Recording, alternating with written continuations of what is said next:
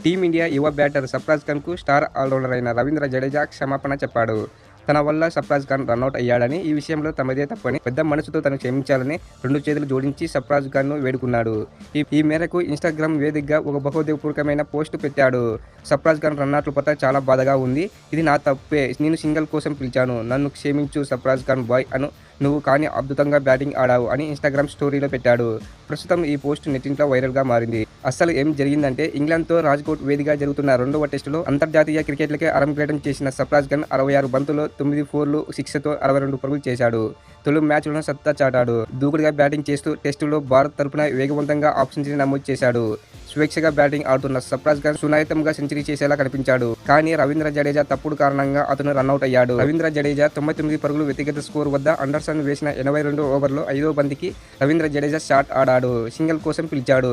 Non strike రేట్లో ఉన్న సర్ఫరాజ్ ఖాన్ జడేజా పిలుపుతో గ్రీజ్ దాటాడు. బంతిని ఫీల్డర్ అందుకోవడం చూసిన జడేజా యూటర్న్ తీసుకోగా సర్ఫరాజ్ ఖాన్ వెనక్కి తిరిగే ప్రయత్నం చేశాడు.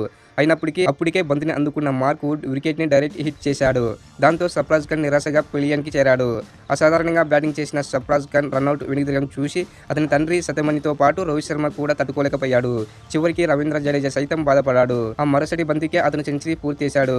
సెలబ్రిటీ కూడా చేసుకోలేకపోయాడు. మ్యాచ్ ముగిసిన అనంతరం డ్రెస్సింగ్ రూమ్లో సర్ఫరాజ్ ఖాన్‌కు క్షమాపణ చెప్పవచ్చు. కానీ అభిమానులందరికీ తెలిసేలా సోషల్ మీడియా వేదికగా రవీంద్ర జడేజా సర్ఫరాజ్ ఖాన్‌కు సారీ చెప్పాడు. మరోవైపు సర్ఫరాజ్ ఖాన్ మాత్రం తన ఇన్నింగ్స్‌లో క్రెడిట్ జడేజాకి ఇచ్చాడు. అతని సహకారంతో హాఫ్ సెంచరీ సాధించాడని తెలిపాడు. మీరు ఎలా అనుకుంటున్నారు? సర్ఫరాజ్ ఖాన్ బ్యాటింగ్ ఎలా చేశాడు అనేది కామెంట్ చేయండి. అలాగే మీరు మన ఛానల్ ఫస్ట్ టైం చూసినట్లయితే లైక్ చేయండి. అలాగే సబ్స్క్రైబ్ కూడా చేసుకోండి.